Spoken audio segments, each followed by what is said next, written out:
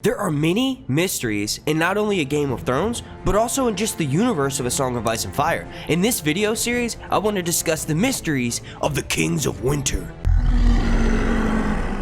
Before we get started, and because you guys are so freaking amazing, I'm actually having a contest in which you can win a $100 Amazon gift card, the winner of which will be selected on 4/20. To enter this competition, all you have to do is slap a like on this video, make sure that you're subscribed, and then go ahead and turn your notifications on so that way you get alerted every single time I drop a Game of Thrones video throughout this, ready for it, long nights. Also, check out the gleam.io pinned in the top comment of this video to go and enter all the different bonus ways. The King in the North and the King of Winter is actually an ancient title that is held for thousands of years by House Stark, many of which were, the last kingdom of the First Men, and they continued to rule the North even after the Andals came over and invaded the entire south of Westeros. So this is interesting because some of their customs includes like wearing this opaline circlet of a crown almost. It's hammered bronze incised with runes of the First Men, and then it's also surmounted by 9 black iron spikes in the shape of long swords that go all the way around the crown itself. The Kings of Winter are traditionally buried in the crypts of Winterfell, with older kings buried deep and in much darker and lower levels. Each king's stone statue has a massive iron sword that lays across its lap, and it's guarded by a stone direwolf. The servants of those kings are buried in the Lich Yard next to Winterfell's first keep. House Stark actually traces their lineage all the way back to the legendary Bran the Builder. He's this dude that supposedly lived during the Age of Heroes, and he actually ended up as given credit for building the wall. Not only that, but also Winterfell, and he did this in the aftermath of the Long Nights. Ballads claim that the ancient kings of winter, the lords of Winterfell, drove giants from the north and slew skin changers led by Gavin Grey Wolf in the War of the Wolves. Now honestly, around this time period is right around the time when a lot of the Starks start to get these gifts of becoming wargs. So the fact that these first men intermingled with the children of the forest, fought for a long time, there's definitely a possibility that at one point in the line, a Stark man slept with a child of the forest, and this kind of explains why a lot of the Stark children, actually all of the Stark children in the novels, are wargs. So this sort of like magic power, if you will, has been passed down from their family for a very long time. Over thousands of years, the Kings of Winter expanded from Winterfell, conquering and reducing to vassalage a number of rival kings, including the Barrow Kings in the Thousand Years' War, the Red Kings of House Bolton, the Flints, the Slates, the Umbers, the Locks, the Glovers, the Fishers, and the Riders. They defeated the War King and the Marsh Kings. They forced the Blackwoods to flee from their lands, and they vanquished the Greenwoods, the Towers, the Ambers, and the Frost.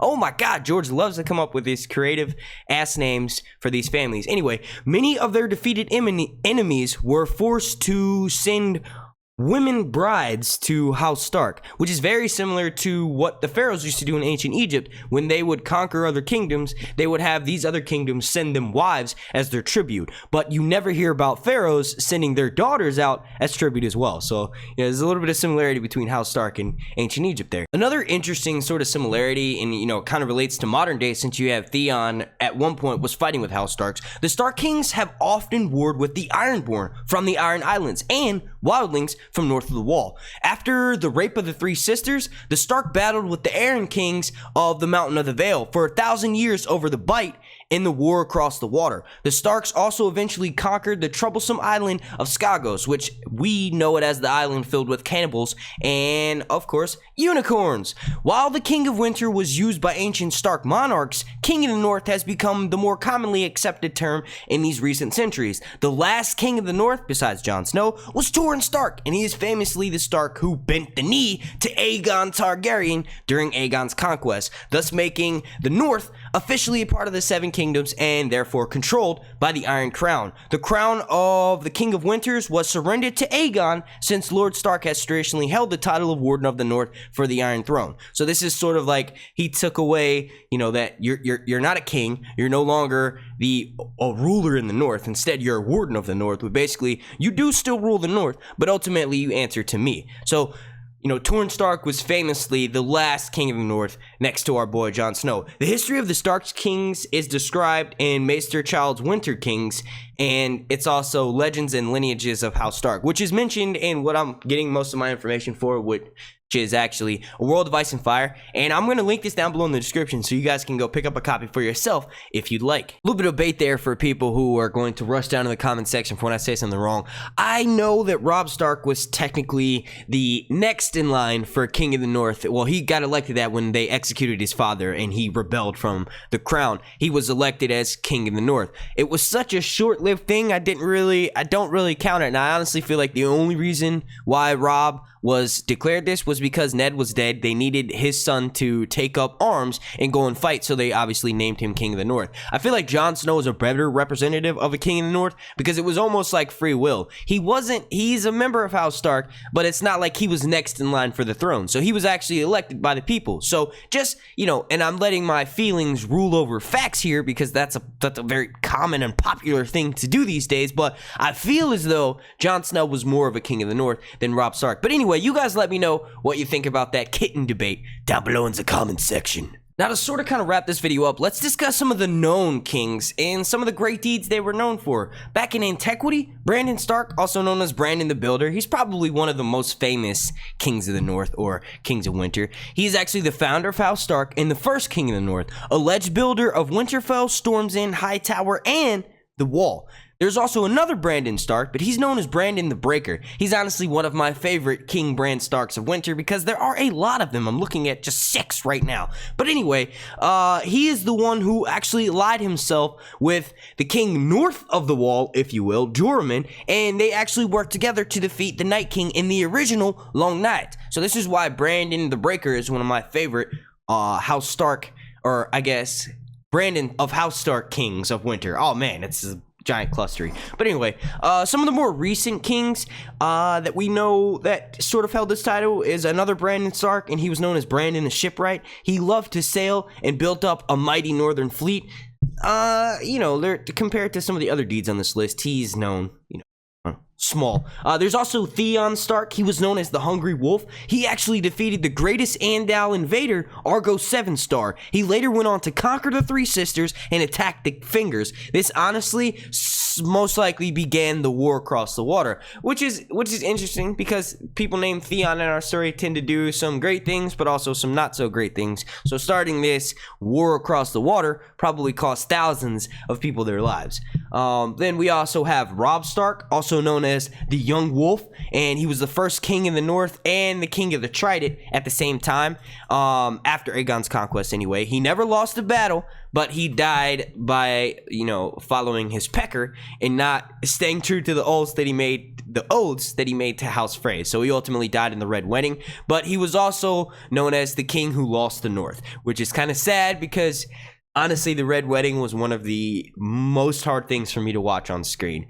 But a little bit more of some Kings of Winter that we know. We don't really know what era these kings are from, but we have Roderick Stark. He won Bear Island from the Ironborn in a wrestling match, and he ended up giving it to House Mormont. We all know Lyanna Mormont. This occurred after the death of the old Kraken, Loron Greyjoy, a High King of the Iron Islands, chosen in a King's Moot.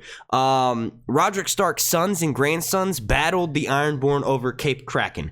And we also have I guess this will be the last one that we kind of talk about. Harlan Stark, he ended up starved out of the Dreadfort in a siege lasting 2 years. I know it's kind of random to end on that note, but some of the kings of the North, like I had mentioned, were known for greater things, and some of them not so great. But my favorite is honestly probably, besides Jon Snow, but Bran the Breaker, just for the fact that he was the original king of the North who, helped link up with the wildlings, people north of the Wall, King Qyburn north of the Wall, and they worked together to defeat the Long Night. This is honestly like an early version of what Jon Snow is doing now. Jon Snow has brought the wildlings into the fold. Not only the wildlings, but he's brought a Southern Queen, Daenerys. He's brought in all of these different, the Dothraki, whatever. He brought all of Daenerys' forces with her, so now he's got this giant, massive army. This is very similar to what Brandon the Breaker did, which was, bring an army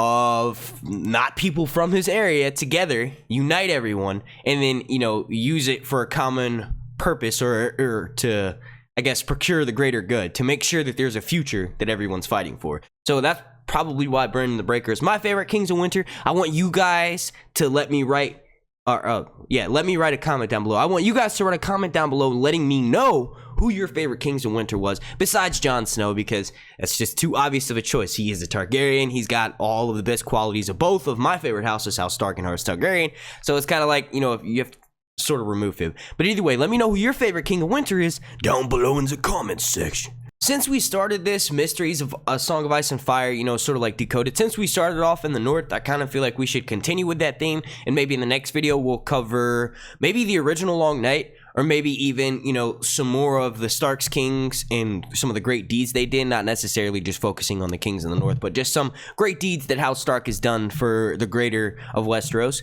I would like to cover that next, or I could cover something like discussing with you guys what the Wolf's Den actually is and what its purpose is and how, you know, it may play a role in Season 8. I can cover any of that for House Stark in the next video. I want you guys to tell me which one you want me to cover down below in the comment section, or if you want me to go ahead and skip on to House Targaryen and talk about the first Targaryen kings following Aegon's conquest. Let me know down below. I want to thank you all so much for watching. If you could please slap a like on this video. The like goal is going to be 420. Also, super special shout out to every single member of my Patreon family, especially to Terry, Lynn Shaw, and Nancy. Without all of you all support, these kinds of videos would not be possible. If you want to be entered into my contest to win this $100 Amazon gift card, all you have to do is make sure you slap a like on this video, make sure you're subscribed, and then turn your notifications on so that way you get alerted whenever I drop a Game of Thrones video. Also, check out the Gleam.io link pinned in the top comment of this video. It's going into all the different bonus ways. I want to thank you all again so much for watching. My name's Mark, and this has been Sir Hunt's